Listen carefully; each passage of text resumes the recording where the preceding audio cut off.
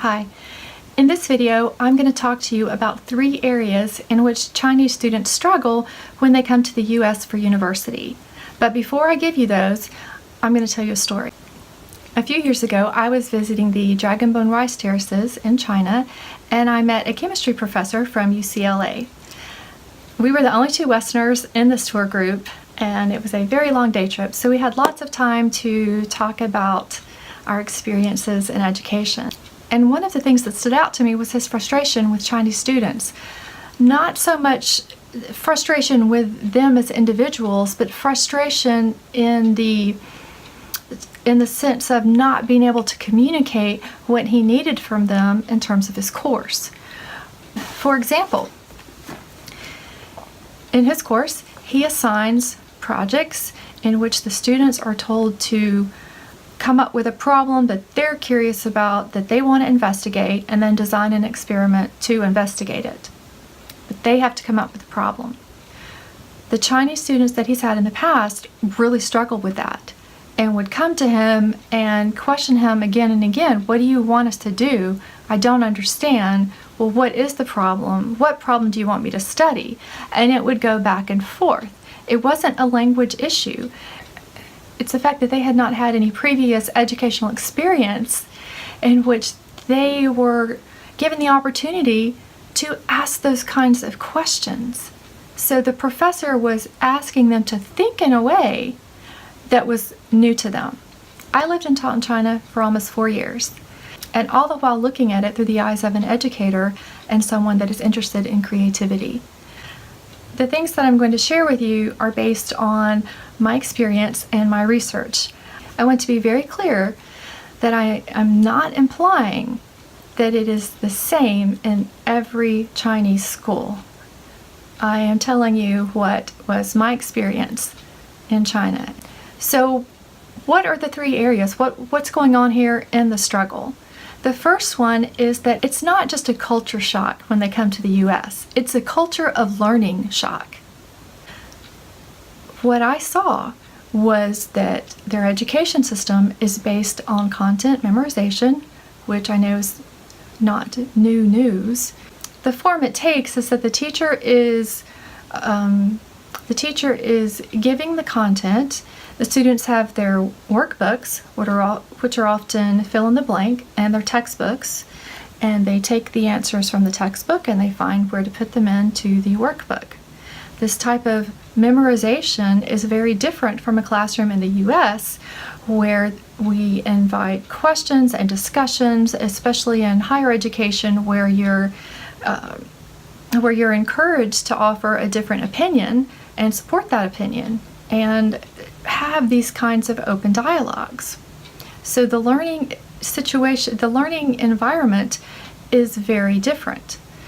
In China, the teacher's at the front of the classroom and the students are arranged in rows and they are listening to the teacher. More and more often in the United States, especially in K-12, students are arranged in groups, or even if they have to, because of the logistics of the room, have these straight rows, they work in groups and there's a lot of discussion. So that's a different type of learning environment. The next thing is asking questions. So when the Chinese students come over here, it's not that they can't formulate a question.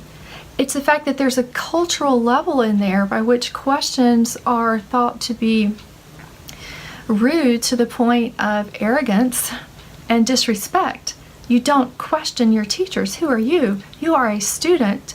You are sitting there to learn and to receive the knowledge, not question the knowledge. So when you have a Chinese student come over here and you tell them, oh no, ask me anything you want, they're not necessarily going to believe that that's okay. You have to establish some trust and reassure them that it's not going to affect their grade or their standing with you if they have a different opinion or a question.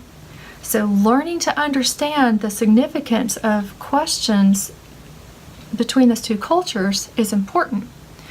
The third thing is designing open-ended projects, specifically in higher education for theses and major grades, where the student is tasked with coming up with their own problem or thing that they want to investigate. if you have a student that has had 12 years or more where they are being told what to learn, and then they come to you and you say, what do you want to learn? They're at a loss.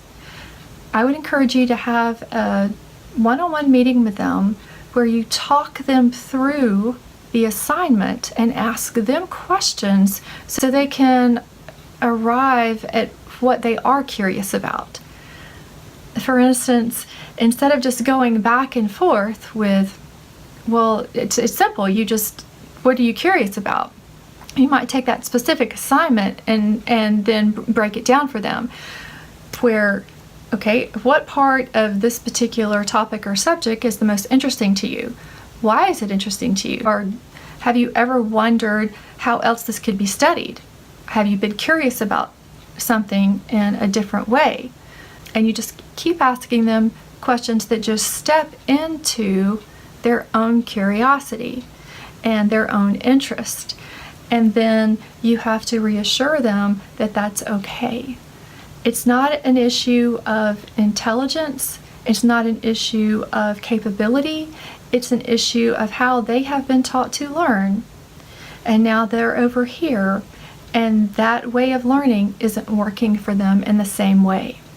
So again, understand that they're going to need a lot of support and encouragement, and they're going to need you to facilitate their questions. You have to pull them out of them, reassuring them, and this is something that you can build through the semester. You might only have them for one semester. You may be their major professor. I don't know. But if you want to facilitate a more successful experience for them, then step them through the questions and understand what they're facing, and then you can try to shift them into a new way of thinking and learning, which is going to help their creativity.